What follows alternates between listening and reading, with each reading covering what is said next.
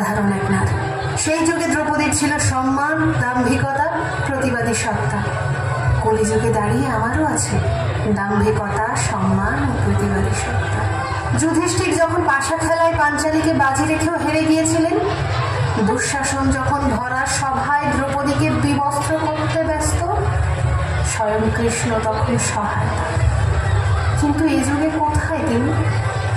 রাতের অন্ধকারের সুযোগ নিয়ে মানুষরূপী নৃশংস পশুরা যখন নারীর দুর্বলতার সুযোগ নেয়, তখন সেই যুগের মতো নারীর সম্মান রক্ষার্থে শ্রীকৃষ্ণ রূপী কোনো পুরুষ অবতীর্ণ হবেন না।